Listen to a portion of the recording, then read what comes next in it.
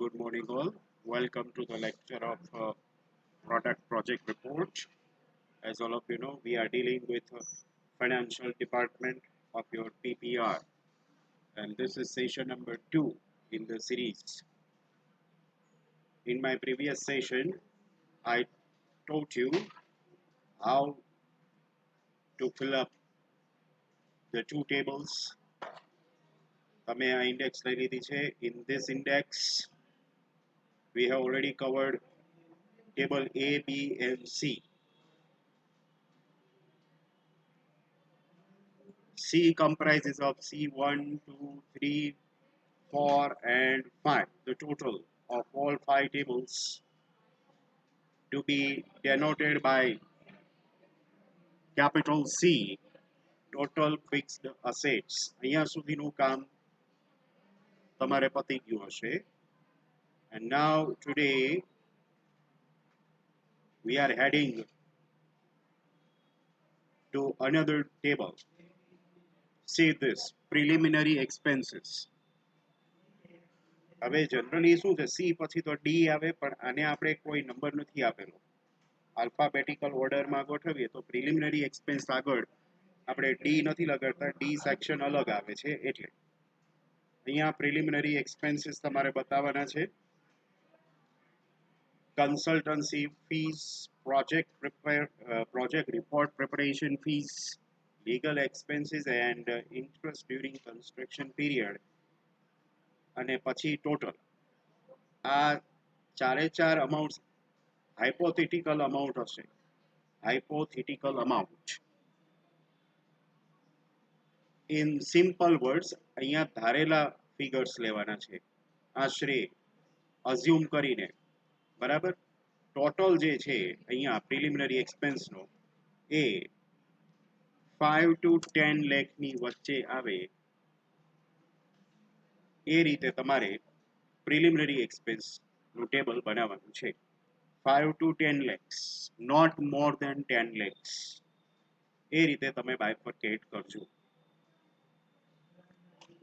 હવે આપણે section D માં આવીએ છીએ. સેક્શન ડી આખું વર્કિંગ કેપિટલનું સેક્શન ગણાય. બરાબર છે. એમાં D1 ના ટેબલમાં આપણે રો મટીરિયલ્સ મૂકશું, D2 માં સેલેરીની ડિટેલ્સ મૂકશું, D3 માં યુટિલિટીઝ અને D4 માં અધર એક્સપેન્સીસ, અને પછી એ ચારેયનો ટોટલ છેલ્લે કરીશું. તો આવીએ પાછા. ઓલરેડી તમારી પાસે ફોર્મેટ છે જ. અહીંયા D1 નું હેડિંગ જો રો મટીરિયલ મંથલી. બરાબર છે. હવે આ ક્યાંથી લેવાનું છે? અહીંયા આગળ આટલી ડિટેલ્સ આપવાની છે. તમે એવરી મંથ કેટલા કિલોગ્રામ્સ રો મટીરિયલ પરચેઝ કરશો, એક યુનિટનો રેટ કેટલો, મલ્ટીપ્લાય કરો એટલે મંથલી અમાઉન્ટ મળશે, અને એના ઇન્ટુ 12 કરશો એટલે તમને યરલી મળશે. બરાબર. હવે આ ફિગર લઈ આવવાનું ક્યાંથી? તો કે આગળ આપણે એક જગ્યાએ રો મટીરિયલનું ટેબલ આવેલું, table B, if I am not wrong. જો આ રહ્યું, સ્ટોક ઓફ રો મટીરિયલ્સ. જો અહીંયા આગળ પરચેઝ જે છે, આ પરચેઝ ખાલી પહેલા વર્ષનું જ પરચેઝ લેવાનું છે. પહેલા વર્ષનું જે પરચેઝ હોય આ આખા યરનું છે, અને એ છે 12,000. 12,000 ના ડિવાઇડેડ બાય 12 કરી નાખવાના, અને હવે જે અમાઉન્ટ વધે એ અહીંયા આગળ મૂકી દેવાની monthly quantity. So 12,000 divided by, so obviously it will be 1,000. થઈ ગયું મંથલી ક્વોન્ટિટી. ફર્સ્ટ યરનું જે પરચેઝ હોય એ જ અહીંયા લેવાનું છે. સેકન્ડ યર, થર્ડ યરનું પરચેઝ લેવાનું નથી. જો આપણે અહીંયા 3 યરના પરચેઝ બતાવેલા છે, તમારે સેકન્ડ યર અને થર્ડ યરનું પરચેઝ લેવાનું નથી. તમારે ખાલી ફર્સ્ટ યરનું જે અહીંયા પરચેઝ હોય આના ડિવાઇડેડ બાય 12 કરવાના ટેબલ બી માં, અને એ જે અમાઉન્ટ આવે એ અહીંયા આગળ લઈ લેવાની છે. 1,000 kilograms. For example, rate per kg is 50 rupees. For example, તો અહીંયા ટોટલ અમાઉન્ટ કેટલી થશે per month 1000 into 50, so that will be 50,000. એના into 12 કરો એટલે તમને યરલી અમાઉન્ટ મળે 6 લાખ, રાઈટ? આવા જેટલા મટીરિયલ હોય બધા માટે આ રીતે કરવાનું થશે અને એ બધાનો ટોટલ અહીંયા આગળ તમારે મૂકવાનો થાય. તમારે એક જ મટીરિયલ હોય તો એક જ લાઈનમાં ટેબલ બની જશે. જો એકથી ઝાઝા મટીરિયલ હશે, રાઈટ, તો તમારે એ રીતે બધાનો ટોટલ છે અહીંયા કરવાનું. ટોટલ બે કરવાના છે અહીંયા, 50,000 પર મંથનો ટોટલ અને 6 લાખ એ યરલી અમાઉન્ટનો ટોટલ. આ બે ટોટલ આ ટેબલમાં કરજો. તો આ ટેબલ કઈ રીતે બનાવવાનું છે એ હવે તમે સમજી ગયા હશો. અહીંથી આગળ વધીએ D2. In table D2, we are going to provide the details on salary and wages. Already અહીંયા તમે જો number of persons, amount per month અને yearly amount આ રીતે કોલમ્સ આપવાના છે. મેં અહીંયા 14 અલગ અલગ કેટેગરીઝમાં એમ્પ્લોઈઝને ડિવાઈડ કરેલા છે, like general manager, factory manager, export manager છે, even lab technician is also there. તમારી ફેક્ટરીમાં બધા હોવા જરૂરી નથી અને આમે તમે એસએસઆઈ ઉપર રિપોર્ટ બનાવો છો, રાઈટ? તો એસએસઆઈ માં આટલા બધા ન ભી હોય તો આમાંથી જેટલા હોય એટલા રાખવાના. સામે નંબર ઓફ એમ્પ્લોઈઝ આપવાની. For example clerk come cashier છે એ તમારી ફેક્ટરીમાં એક છે, એને તમે કેટલી સેલેરી દર મહિને આપો છો? ફોર એક્ઝામ્પલ 12,000 આપો છો તો 12,000, બરાબર? અને યરલી અમાઉન્ટ કેટલી થશે? તો 12,000 into 12 કરો એટલે 1,44,000. ઓકે, અને પછી આ બધાનો છે ટોટલ અહીંયા 12,000 અને અહીંયા 1,44,000 આ રીતે કરવાનું છે. ઓકે, તો ધીસ ઇઝ ક્વાઇટ ઇઝી. પણ હું ફરીથી કહી દઉં કે આ જે છે એ ઓલ ઇન્ક્લુઝિવ લિસ્ટ છે. મેક્સિમમ તમે આટલી પોસ્ટ ઉપર એમ્પ્લોઈઝ રાખી શકો છો. તમારે એવું જરૂરી નથી કે બધા હોય. તમે એક્સપોર્ટ ઇમ્પોર્ટ નથી કરતા ફોર એક્ઝામ્પલ, તો તમારા કંપનીમાં એક્સપોર્ટ મેનેજર ના હોય, રાઈટ? એ રીતે લેબ ન હોય, લેબોરેટરી, તો લેબ ટેકનિશિયન ના હોય. સમજી શકીએ એવી વાત છે. So accordingly you will prepare the table. આ ટેબલ બનાવતી વખતે તમે એ વાતનું ખાસ ધ્યાન રાખજો કે અહીંયા આગળ તમે જે સેલેરીની અમાઉન્ટ આપો છો આ કોલમમાં, એ સેલેરી રિઝનેબલ સેલેરી હોવી જોઈએ. ક્લાર્કની સેલેરી જો મેં કેટલી રાખી છે? 12,000 રાખી છે પર મંથ, તો એ ચાલે, એટલી તો હોય નોર્મલી. પણ તમે ક્લાર્કમાં પછી મહિનાની 1 લાખની સેલેરી રાખો, એક જ ક્લાર્કને 1 લાખ પર મંથ, તો ક્લર્કને કોઈ મંથલી 1 લાખ ન આપે. સો your figures should not be artificially very high or even very low. ક્લર્કને તમે સાવ 2,000 રૂપીસ પર મંથ આપો તોય ન ચાલે. એટલે બહુ વધારે પડતી ઊંચી ન હોવી જોઈએ ને વધારે પડતી નીચી ન હોવી જોઈએ, રાઈટ?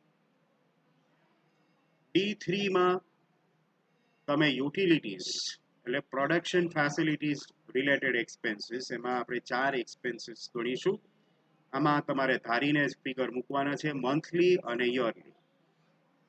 પાવર ઓર ઇલેક્ટ્રિસિટી કન્ઝમ્પશન, ફ્યુઅલ, જો તમારી મશીનરીઝ ચલાવવા માટે ફ્યુઅલની જરૂર પડતી હોય, અથવા તો આગળ વ્હીકલ્સમાં તમે ડિલિવરી વાન લખ્યું હોય તો પછી એના ફ્યુઅલના એક્સપેન્સીસ અહીંયા તમે મૂકી શકો છો. Water expenses, oil and grease, આ ધારેલી amount per month, amount per year એ અહીંયા મૂકી અને અહીંયા તમારે ટોટલ કરવાના છે, રાઈટ? આની કોઈ રેન્જ છે નહીં. અને બાકીના એક્સપેન્સીસને આપણે ફોર્થ કેટેગરીમાં મૂકીએ છીએ. ફોર્થ ટેબલ જુઓ, D4 અધર એક્સપેન્સીસ, કે જેમાં આપણે આટલા એક્સપેન્સીસ ગણ્યા છે.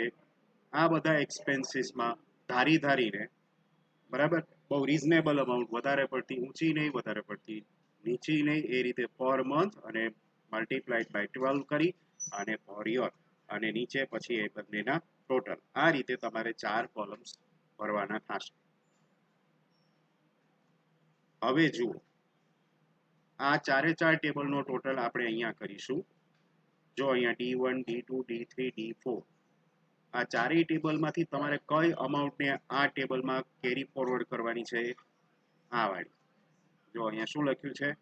Amount per month.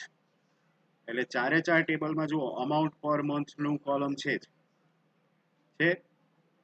Amount per month, આમાં પણ છે, યુટિલિટીઝમાં પણ છે અને અધર એક્સપેન્સમાં છે. તો અમાઉન્ટ પર મંથ વાળી કોલમનો જે ટોટલ હોય એને તમારે અહીંયા લઈ આવવાનો છે. ફોર એક્ઝામ્પલ, રો મટીરિયલમાં અમાઉન્ટ પર મંથ 10,000 આવતી હતી, સેલેરી એન્ડ વેજીસમાં 45,000 આવતી હતી, અહીંયા આગળ 25,000 આવતી હતી. અધર એક્સપેન્સમાં for example amount per month 20,000 આવતી હતી. હવે આ ચારેયનો ટોટલ કરી અને અહીંયા total working capital per month લઈ આવવાની. આ ચારેયનો તમે ટોટલ કરો તો 1 લાખ નો ટોટલ આવે છે. તો એ 1 લાખ અહીંયા મૂકી દેવાના. Okay, 1 lakh into 3 months. આ 3 મંથ્સ બાય ડિફોલ્ટ લેવાના છે. વર્કિંગ કેપિટલની સાયકલ 3 મંથ્સની છે એવું અઝ્યુમ કરીને, એટલે 1 લાખ ઇન્ટુ 3 કરશો એટલે 3 લાખ અહીંયા આવશે. જો total working capital for 3 months. This is the answer of section D. This is the answer of section D. ત્યાંથી આગળ વધીએ. હવે આપણે ટોટલ ઇન્વેસ્ટમેન્ટ ફાઇન્ડ કરવાનું છે. ટોટલ ઇન્વેસ્ટમેન્ટમાં C plus D plus preliminary expenses. હવે C નો ટોટલ ક્યાં આવ્યો હશે? જો પ્રિલિમિનરી એક્સપેન્સના આગળના ટેબલમાં અહીંયા C નો ટોટલ આપણે કર્યો તો ટોટલ ફિક્સ્ડ એસેટ્સ. આ C પછી પ્રિલિમિનરી એક્સપેન્સ છે 5 થી 10 લાખની વચ્ચે લેવાના છે એ, અને D નો ટોટલ કે જે આપણે અહીંયા હમણાં જ કર્યો છે આ 3 લાખ. બરાબર, એ ત્રણેય અહીંયા મૂકી અને તમારું ટોટલ ઇન્વેસ્ટમેન્ટ અહીંયા ફાઇન્ડ કરવાનું છે. અહીંયા આગળ હું તમને લિમિટ આપી દઉં છું. તમારું જે ટોટલ ઇન્વેસ્ટમેન્ટ છે એ અપ ટુ 5 કરોડ રહેવું જોઈએ. આ ટોટલ 5 કરોડથી ઉપર જવો જોઈએ નહીં. મેક્સિમમ 5 કરોડ રહેવું જોઈએ. તમારું 4 કરોડ હોય તોય વાંધો નહીં, કોઈનું ખાલી 1 કરોડ કે 1.5 કરોડ જ થતું હોય તોય વાંધો નહીં. મેક્સિમમ પરમિસિબલ અમાઉન્ટ 5 કરોડ છે. માની લ્યો કે તમે ધારીને જે કંઈ ફિગર્સ લખ્યા છે, બરાબર છે, આગળના બધા ટેબલ્સમાં, એ બધાના ટોટલ કેરી ફોરવર્ડ કરીને અહીંયા પહોંચ્યા અને 5 કરોડને બદલે 6 કરોડ થઈ ગયા. તો શું કરવાનું કે આગળના ટેબલ્સમાંથી ફિગર્સ થોડાક ઓછા કરવાના, ડાઉન કરી નાખવાના, બરાબર, ઘટાડી નાખવાના, થોડીક કાતર મારવાની તમારી રીતે ઇન્ટેલિજન્ટલી. પણ એ એવી રીતે કાતર લાગવી જોઈએ કે આ અમાઉન્ટ અહીંયા છેલ્લે 5 કરોડની અંદર આવી જાય. અત્યારે આપણે માનીએ કે એક્ઝેક્ટ 5 કરોડ આવ્યું, આપણો ટોટલ એક્ઝેક્ટ 5 કરોડ આવ્યું એમ માનીને ચાલીએ. એટલે તમારી જે આ ફર્મ છે SSI ફર્મ, આમાં ટોટલ ઇન્વેસ્ટમેન્ટ 5 કરોડ છે એમ માનીને ચાલીએ. કારણ કે 5 કરોડ ઉપરથી જ આ આવે છે. નેક્સ્ટ સેક્શન જે છે એ સેક્શન F છે, that is sources of capital. અહીંયા ટોટલ ઇન્વેસ્ટમેન્ટ આગળ જે આવ્યું હોય ને એના 60% અને 40% કરવાના છે. ફોર એક્ઝામ્પલ, આપણું ટોટલ ઇન્વેસ્ટમેન્ટ 5 કરોડ હતું, બરાબર છે, તો 5 કરોડના 60% કરો તમે એટલે એ થાય 3 કરોડ. એ અહીંયા મૂકવાના છે. અને 5 કરોડના 40% કરો તો એ આવે 2 કરોડ. એ લોનમાં મૂકવાના છે. 3 કરોડ એન્ડ 2 કરોડ. આ રીતે તમારે ડિવાઈડ કરી દેવાના છે તમારું જે ઇન્વેસ્ટમેન્ટ આવ્યું હોય એના. બરાબર છે, અહીંયા આગળ એ મૂકી દો. આ અહીંયા ટેબલ મેં બનાવેલું છે. અહીંયા 5 કરોડ, સોરી, આપણે 60% કરીએ એટલે ઓન કેપિટલ, ઓનર્સ કેપિટલ જેને કહીએ, એ આવશે 3 કરોડ અને borrowed capital that is you will borrow from bank or any other government institution, એ આવશે 2 કરોડ અને ટોટલ તમારું થઈ ગયું 5 કરોડ. અહીંયા તો મેં ટોટલ ઇન્વેસ્ટમેન્ટ જે છે એ 5 કરોડ લીધું છે એટલે અહીંયા ટોટલ 5 કરોડ આવે. તમે માની લ્યો કે તમારું ઇન્વેસ્ટમેન્ટ જે છે એકચ્યુઅલમાં 4 કરોડનું જ આવ્યું છે તો તમારે 4 કરોડના 60-40 કરવાના થશે. એક વસ્તુ યાદ રાખજો કે 60-40 નો રેશિયો તમારે ચેન્જ કરવાનો નથી. ઓકે, એ એમને જ રાખવાનો છે. તો આ તમારું ટોટલ ઇન્વેસ્ટમેન્ટ થશે. પછીનામાં આવે છે loan repayment schedule. Loan repayment schedule જે છે તમારી લોન છે એના ઉપરથી આવશે. હવે મોટા ભાગના સ્ટુડન્ટ્સને આ ટેબલ ફિલઅપ કરવામાં પ્રોબ્લેમ થાય છે. લોન કેટલાની લીધી છે આપણે? 2 કરોડની લોન છે, બરાબર? 2 કરોડ. તો એ 2 કરોડ અહીંયા ઓપનિંગ બેલેન્સમાં મૂકી દેવાની.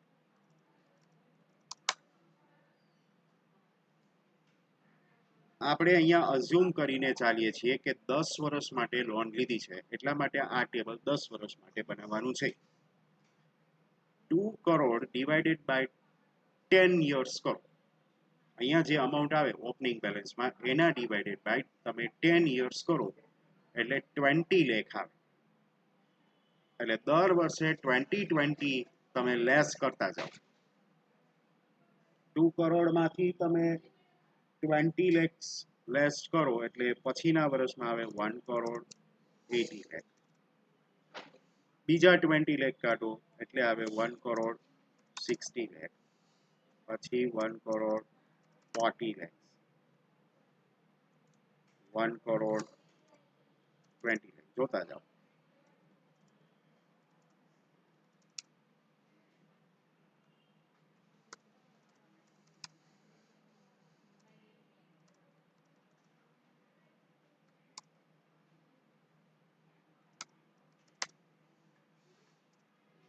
છેલ્લા વર્ષે 20 લાખ પરસેન્ટ, બરાબર? આ રીતે 20 રિડ્યુસ કરતા જવાના. શું કર્યું છે આપણે? લોન જે છે એને અહીંયા ઓપનિંગ બેલેન્સમાં મૂકી ડિવાઇડેડ બાય 10 કર્યું અને દરેકે દરેક વર્ષમાંથી એ બધી અમાઉન્ટ કાઢી. હવે ક્લોઝિંગ બેલેન્સનું કોલમ કઈ રીતે ભરવાનું એ શીખો. તો કે સેકન્ડ યરની ઓપનિંગ બેલેન્સ હોય એ જ ફર્સ્ટ યરની ક્લોઝિંગ બેલેન્સ ગણાય. Am I right? સેકન્ડ યરની opening would always be the closing for the first year. તો સેકન્ડ યરની ઓપનિંગ 1 કરોડ 80 લાખ છે એ ફર્સ્ટ યરના ક્લોઝિંગમાં મૂકી દો. એ રીતે નીચે નીચે ઉતારતા જાઓ. થર્ડ યરની સેકન્ડ યરમાં જવા દો. એ રીતે 20 કાઢતા જાઓ.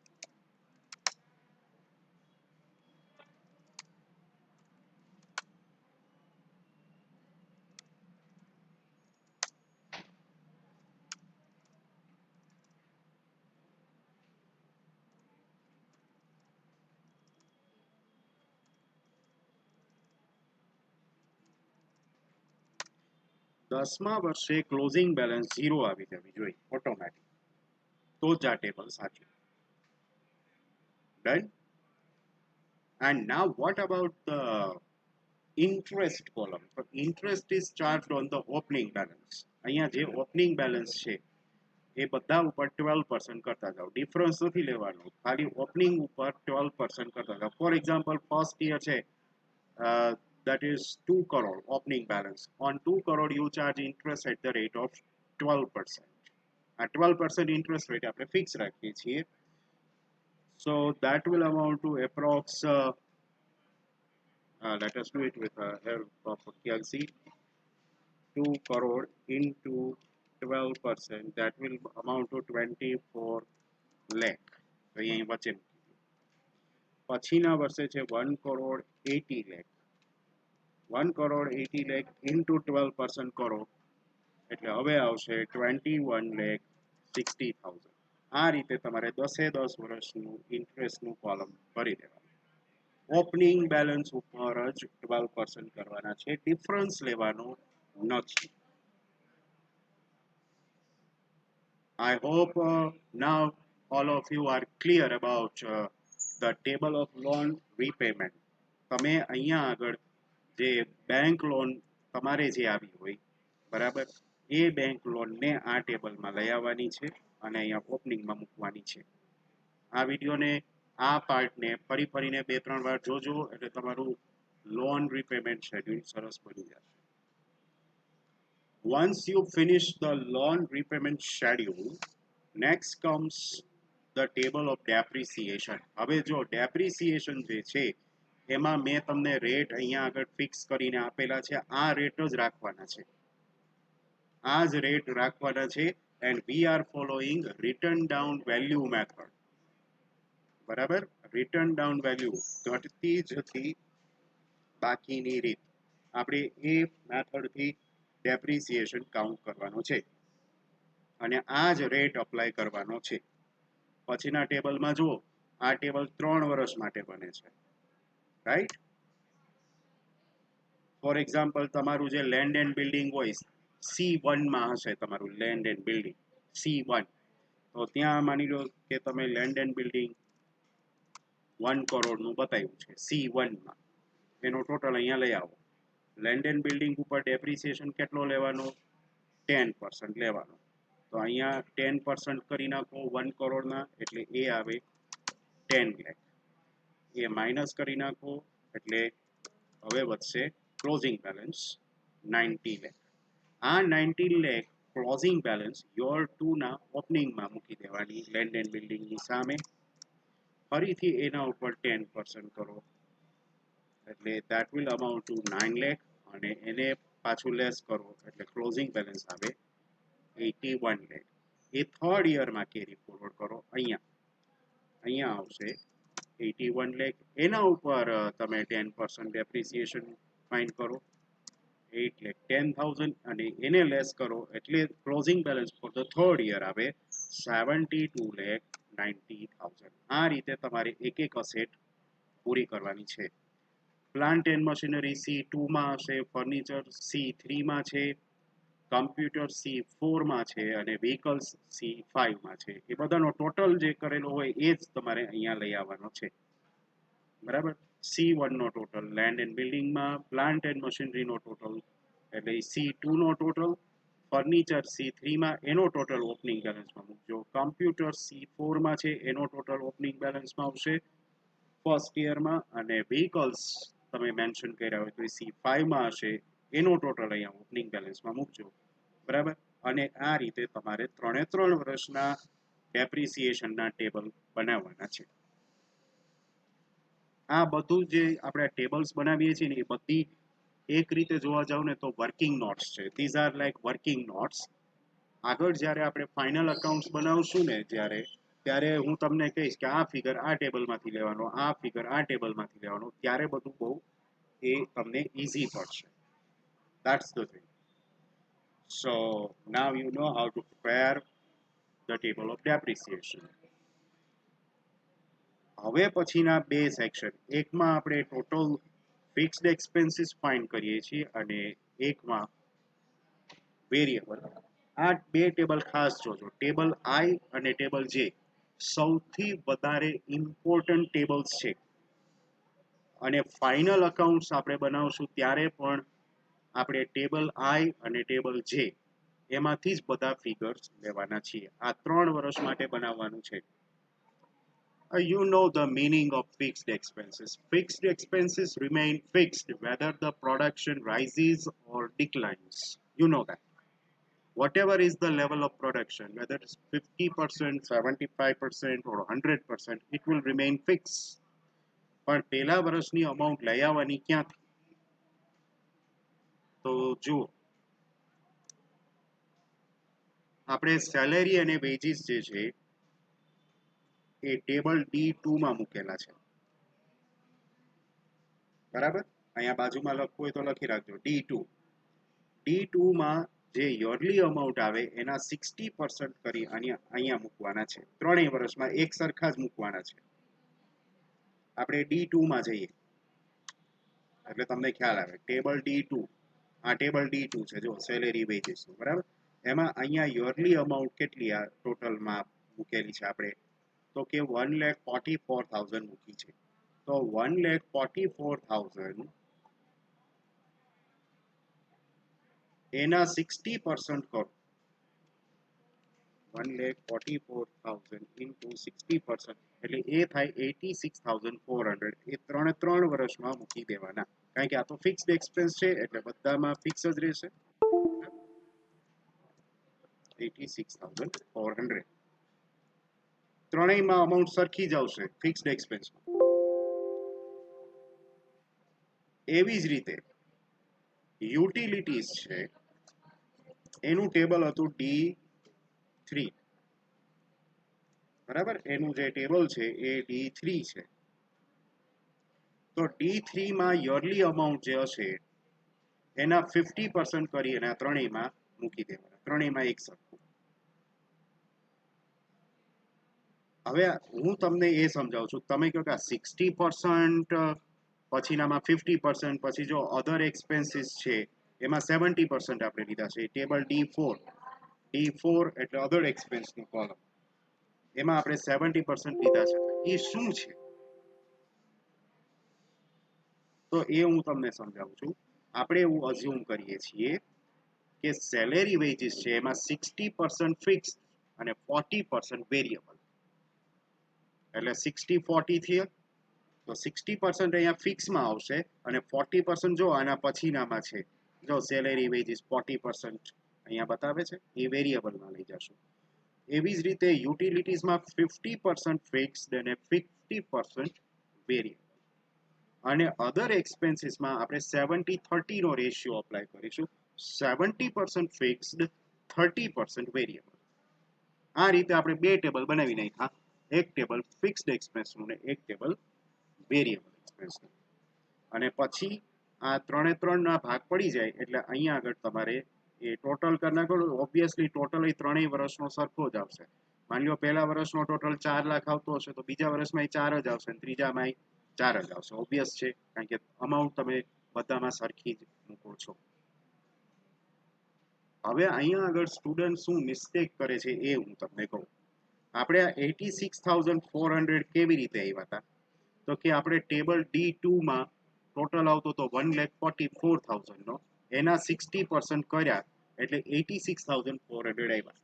એ ત્રણેયમાં એક સરખા મૂકી દેવાના. 86,400 ડિવાઇડેડ બાય 3 યર્સ કરીને ત્રણેયમાં નથી મૂકવાના. સમજો 3 વર્ષ છે તો 86,400 ડિવાઇડેડ બાય 3 કર્યા એટલે જે આવ્યા હોય 21-22 હજાર એ બધામાં મૂકી દીધા. એમ નહીં કરવાનું. જે 60% કર્યા અને એ જે અમાઉન્ટ આવી 86,400 એ ત્રણેયમાં મૂકવાની છે. એટલે એ તમે મિસ્ટેક કરતા નહીં. પછી એ ટેબલની નીચે જ આપણે એક ફોર્મ્યુલા મૂકીએ છીએ કે ફિક્સ કોસ્ટ પર યુનિટ. આપણે પર યુનિટ ફિક્સ કોસ્ટ ફાઇન્ડ કરવા માટેની ફોર્મ્યુલા છે total fixed expenses of Y1. Y1 એટલે અહીંયા પાછળના ટેબલમાં યર 1 છે એના ટોટલ ફિક્સ્ડ એક્સપેન્સ છે, અહીંયા કોલમમાં તમે લખ્યા હોય એ લઈ લ્યો અને એના divided by production at 50% capacity. Year 1 માં તમને ખબર જ છે આપણે 50% પ્રોડક્શન કેપેસિટી રાખી છે, બરાબર છે. સૌથી પહેલું ટેબલ એ માં પ્રોડક્શન હશે, એમાં પહેલા વર્ષનું પ્રોડક્શન લઈ લેવાનું અને એ અહીંયા મૂકી દેવાનું. ધારો કે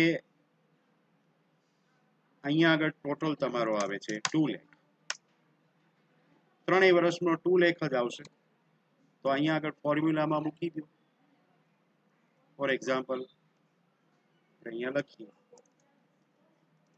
2 લાખ ડિવાઇડેડ બાય ફર્સ્ટ યરનું જે તમારું પ્રોડક્શન હોય. ફર્સ્ટ યરનું પ્રોડક્શન મેં ધારેલું હતું 10,000, તો એ 10,000 મૂકી દો એટલે હવે જે આવશે આન્સર એ ફિક્સ કોસ્ટ પર યુનિટનો આવશે 20 રૂપીસ.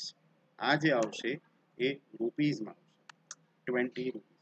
આ રીતે કરવાનું છે. સમજાઈ જાય એવું છે, એમાં કઈ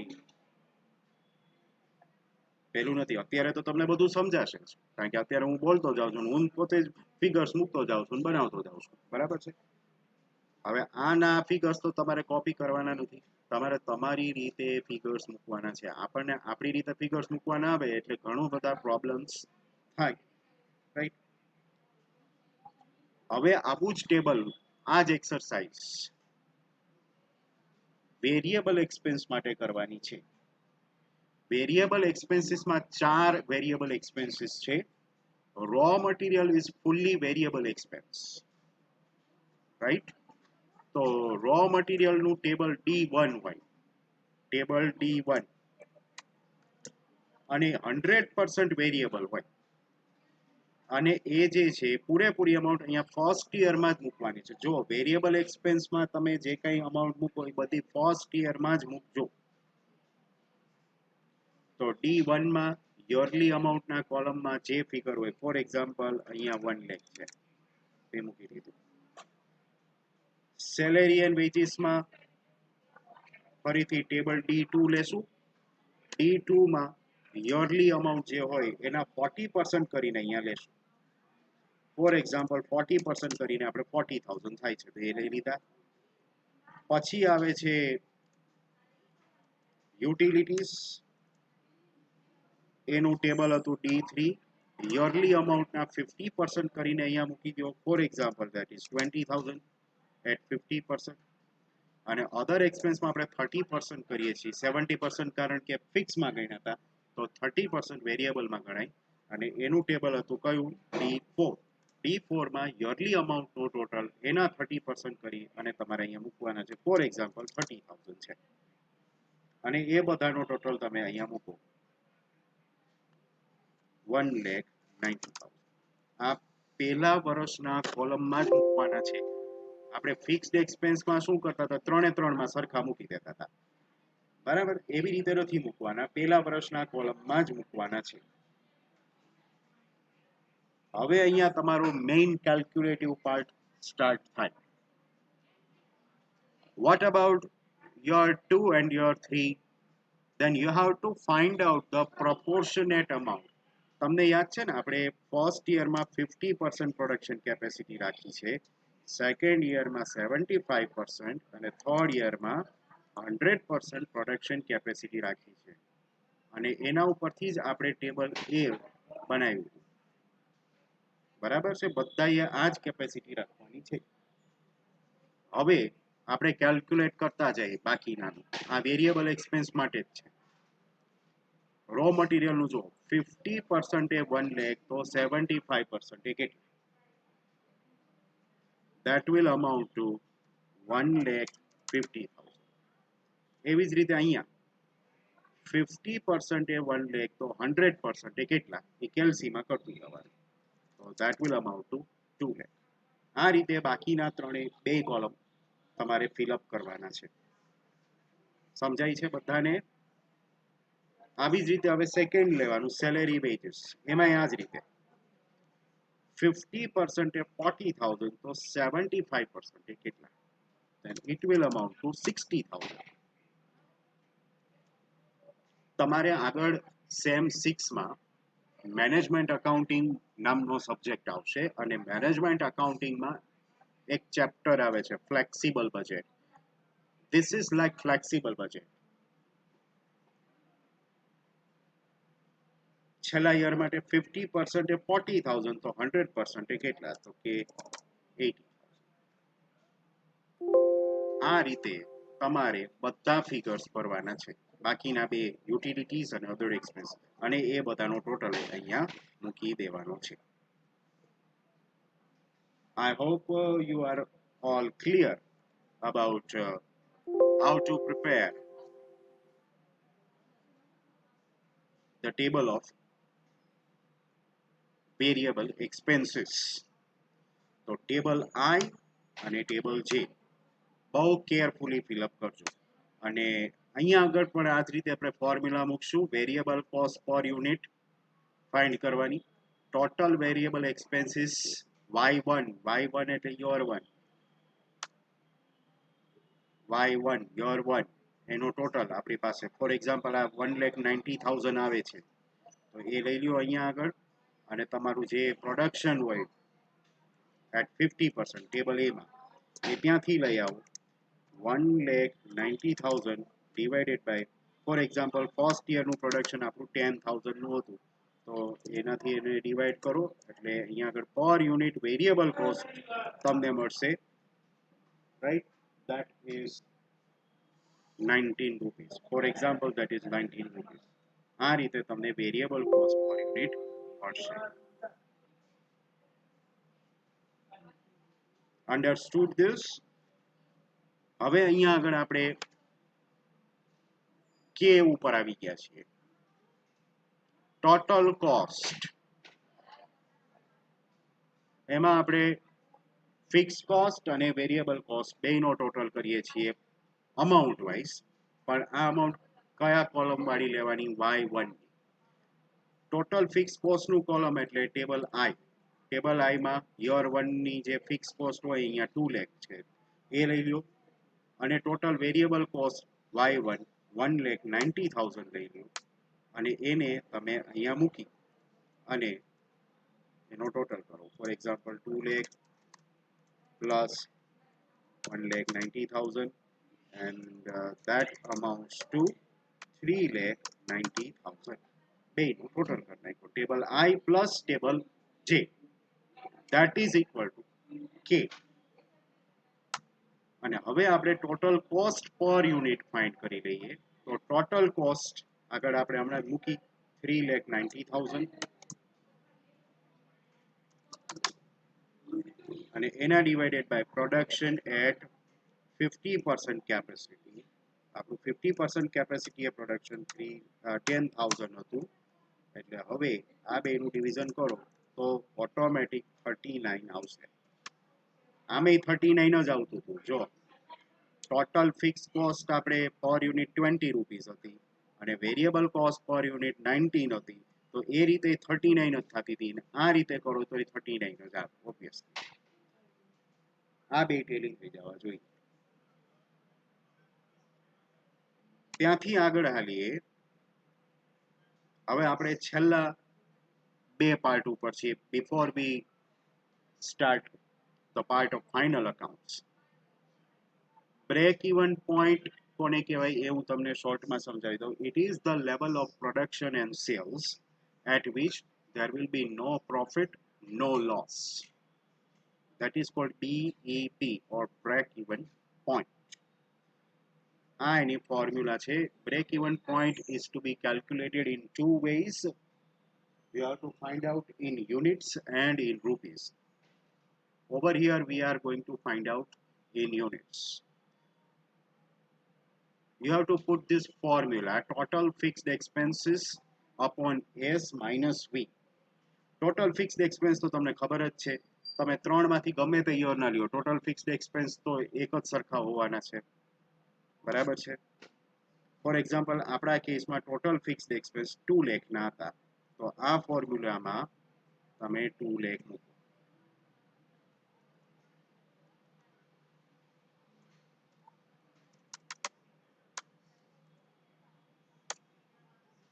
upon what do we mean by S S means selling price તમે જે પ્રોડક્ટ રાખી છે એની સેલિંગ પ્રાઇસ કેટલી હવે જુઓ અહીંયા આગળ તમે total cost of manufacturing find કરી છે 39 રૂપીસ છે એટલે તમારી પ્રોડક્ટનો એક યુનિટ બનાવવામાં તમને 39 રૂપીસની કોસ્ટ લાગે છે તો ઓબ્વિયસલી તમારી જે સેલિંગ પ્રાઇસ હશે એ 39 કરતા ઓછી તો નહીં જ હોય you cannot keep it less than 39 otherwise you will bear a loss 39 ની ઉપર તમે રાખશો તો જ તમને પ્રોફિટ થશે તો ફોર એક્ઝામ્પલ આની ઉપર મારે સેલિંગ પ્રાઇસ રાખવી જોઈએ તો આઈ એમ સેટિંગ 42 રૂપીસ ફોર એક્ઝામ્પલ 39 રૂપીસની તો મારે ટોટલ કોસ્ટ છે તો હું 42 રૂપીસ રાખું છું સેલિંગ પ્રાઇસ એક યુનિટની તો એ 42 અહીંયા મૂકીશ અને V for variable variable cost per unit આપણી કેટલી હતી તો કે જો આ રે આ ફોર્મ્યુલામાં મૂકી છે variable cost per unit 19 rupees છે તો એ જે છે એ 19 અહીંયા મૂકીશ હવે આનું હું સોલ્યુશન લઈ આવીશ 2 lakh upon 42 minus 90. 42 minus 19 કરો તમે તો 23 આવે છે. એટલે એનો મીનિંગ શું થયો 2 lakh divided by 23 અને એનો આન્સર આવે છે 8696. આટલા યુનિટ્સ હું સેલ કરું 8696 યુનિટ્સ ત્યાં સુધી સેલ કરું ત્યાં સુધી ન મને પ્રોફિટ થાય ન લોસ થાય. આને કહેવાય બ્રેક ઇવન પોઈન્ટ. એને આના પછીની ફોર્મ્યુલામાં અહીંયા કેરી ફોરવર્ડ કરો એટલે તમને બ્રેક ઇવન પોઈન્ટ રૂપીઝમાં મળશે. જો એનું ફોર્મ્યુલા આવી જ છે BEP in units multiplied by selling price per unit. આપણું બીઈપી ઇન યુનિટ્સ 8696 હતું ઇનટુ આપણે સેલિંગ પ્રાઇસ જે ફિક્સ કરી હતી આગળના ફોર્મ્યુલામાં એ 42 રૂપીસ હતી. તો 42 રૂપીસથી તમે મલ્ટીપ્લાય કરો 8696 into 42 that will amount to rupees. જો રૂપીસ ખાસ લખજો આ રૂપીસ માટે છે 3,65,232. 3,65,232. yes.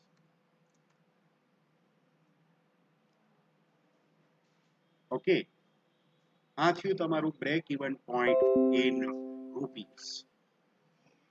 એકવાર તમારું બ્રેક ઇવન પોઈન્ટ આવી જાય એટલે આપણી બધી જે કંઈ વર્કિંગ નોટ્સ છે એ કમ્પ્લીટ થઈ જાય. રાઈટ. અહીંયા સુધીનું કામ હવે કરવાનું છે તમારું. આવતો સેશન જ્યારે આવશે એમાં હું તમને ફાઇનલ અકાઉન્ટ્સ અને સ્ટેટમેન્ટ ઓફ પ્રોફિટેબિલિટી કઈ રીતે બનાવવાના એના વિશે ગાઈડ કરીશ. એ બહુ જ સહેલું છે કારણ કે હવે તો જેટલા ટેબલ્સ આપણે બનાવેલા છે ને એમાંથી જોઈને ફિગર્સ જ મૂકવાના છે, બીજું કંઈ કરવાનું નથી. that will be a very easy part. તમારું કામ એ છે કે આવતો સેશન આવે ત્યાં સુધીમાં તમારે તમારી જે કોઈ પણ પ્રોડક્ટ તમે રજીસ્ટર કરાવેલી છે એના રિલેટેડ બધા ફિગર્સ આમાં મૂકી અને એમ સુધી કમ્પ્લીટ કરી. બરાબર છે. એ એમ સુધી તમે પહોંચી જશો ને ત્યાર પછીનો ફાઇનલ અકાઉન્ટ્સનો પાર્ટ તો જ તમને સમજાશે. Okay. next session will be the last session for finance department. ત્યાં સુધીમાં તમે બધું કમ્પ્લીટ કરી દેજો. I will see you all in the final session of our project guidance. Till then, see you all.